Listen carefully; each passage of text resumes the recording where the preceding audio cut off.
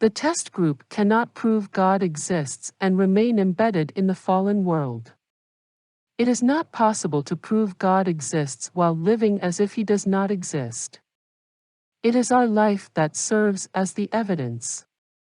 If someone were designing an experiment to prove unicorns exist, he would set the experiment up in an environment where the probability was high unicorns would be found. Even though we know very little about unicorns, the probability is that they would not be found at the bottom of the ocean, within the crater of a volcano, or in outer space.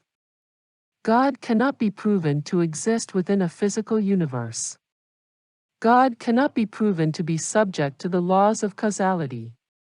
If the proposition God exists implies or assumes God exists within the physical realm, it contradicts its own premise. This need to step out of what most think is reality poses what you may consider to be an insurmountable problem for the experiment. If God is not a physical being and cannot be found within physical reality, how can His existence be proven using the empirical method? The project to provide an empirical demonstration of God's existence is not a project that will be embraced by a run-of-the-mill researcher, despite the confirmation of God's existence being the greatest scientific breakthrough possible. Empirical scientists belong in the control group. Empiricists mislead themselves and others regarding the level of difficulty proving God empirically. Indeed, before considering how difficult it might be to prove God exists within their framework, they might consider whether the framework they operate in is as real as they assume it to be.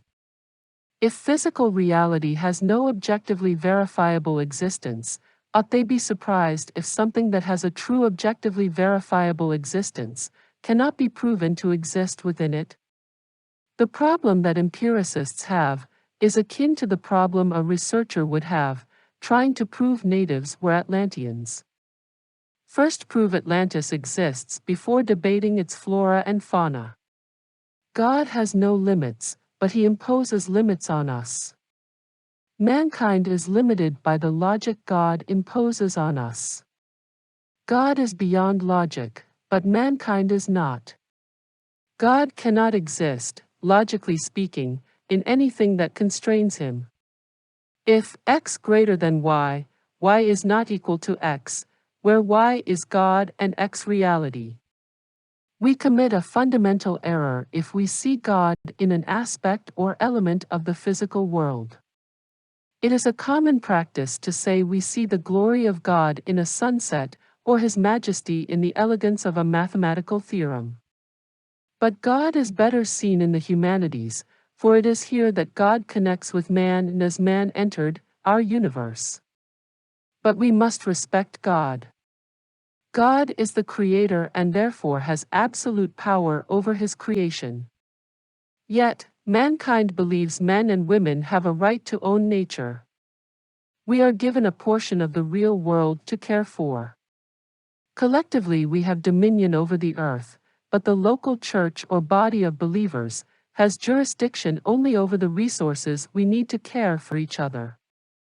It is this undisputable fact, that man has never created anything natural, that makes the experiment a project of the humanities. We believe God expresses Himself to us most clearly in the humanities. The experiment to prove the existence of God assumes we must be obedient to His will. For the purposes of the experiment, this means the test group must reject both private and public ownership.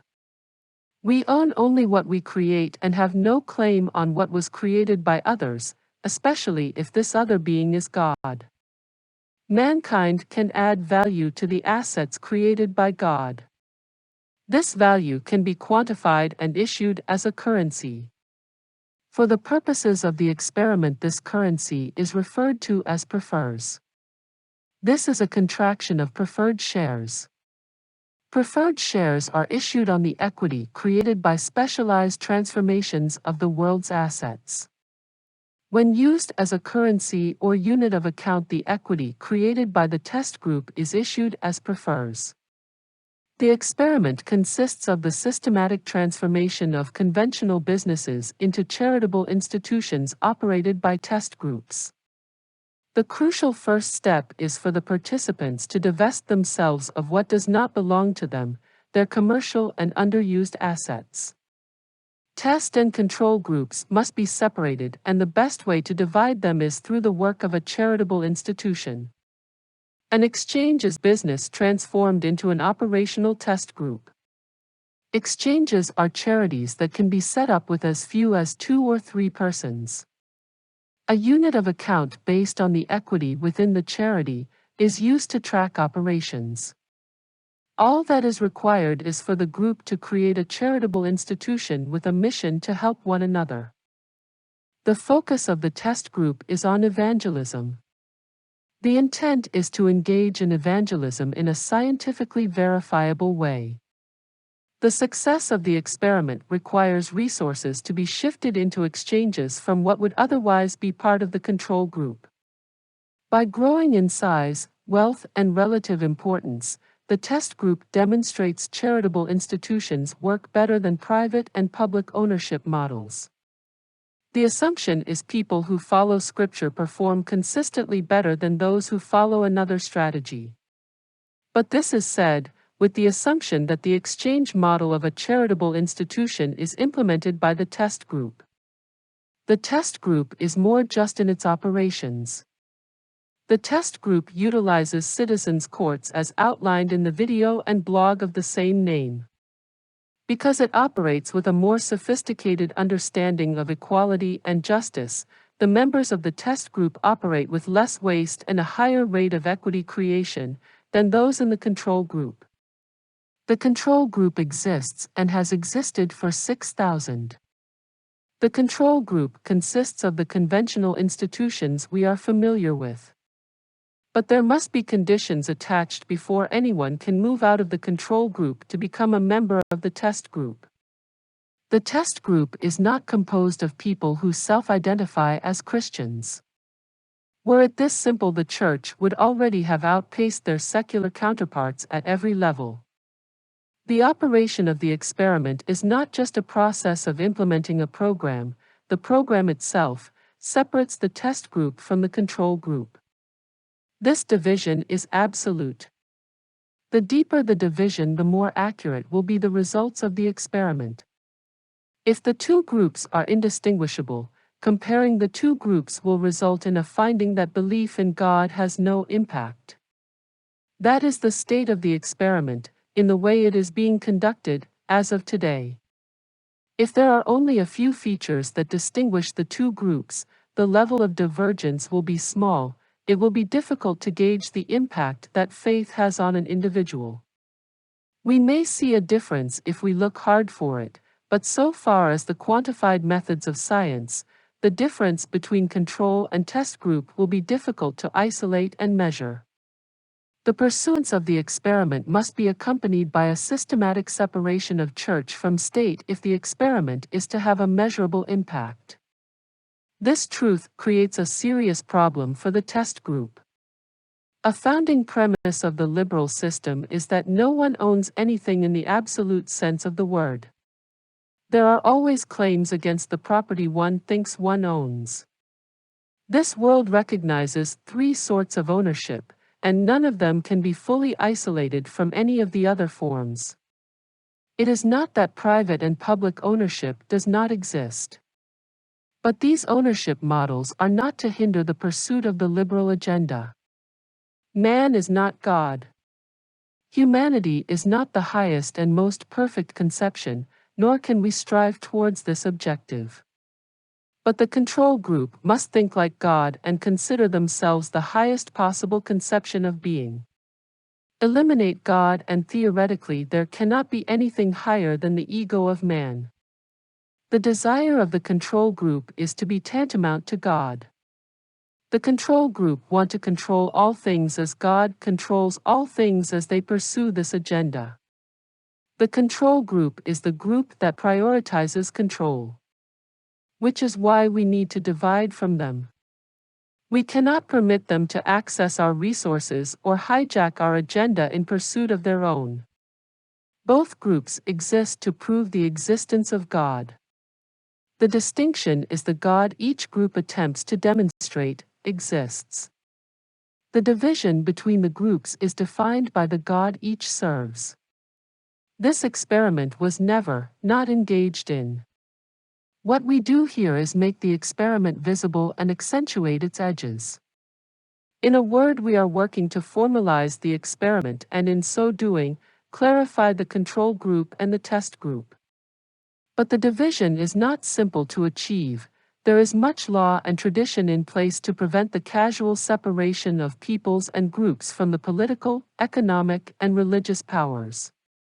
As sovereign citizens tend to realize as they get their day in court, regardless of how impeccable the logic, if one does not have a gun to make moot the objections of the resident authority, your logic will fall on deaf ears.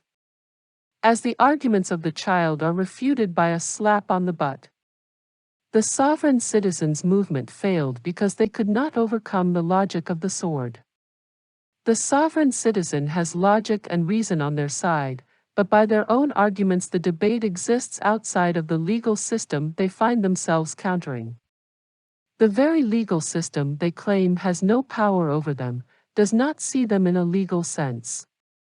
One cannot stand outside of the legal apparatus and make a legal argument against it. There is no legal basis for claiming the law does not apply to you. In fact, trying to make such an argument is incoherent. We cannot prove God exists in nature, nor can we use nature to prove the existence of God. We cannot prove faith works whilst acting in bad faith. We cannot embrace secularism or even tolerate it and demonstrate God exists. To do so would mean God and evil can be reconciled. The test group must separate from the control group. We must seek our own God apart from those seeking a different God. So the question of how to conduct the experiment really comes down to a single concise issue: how does the church separate from the world, and by extension, where do we draw the line between us and the unrepentant other? The answer is perhaps not as hard to come by as one might think. The line is where our property ends and yours begins, divides us.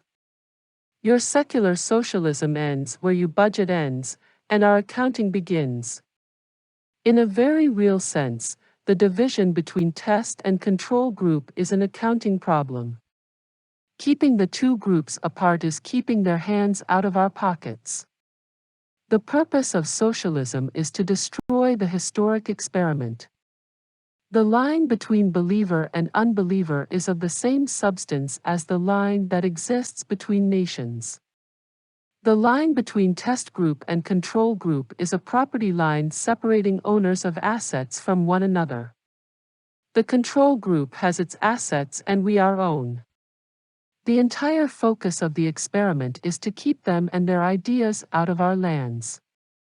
The church is the steward of its land and the secularist is owner of record of his land.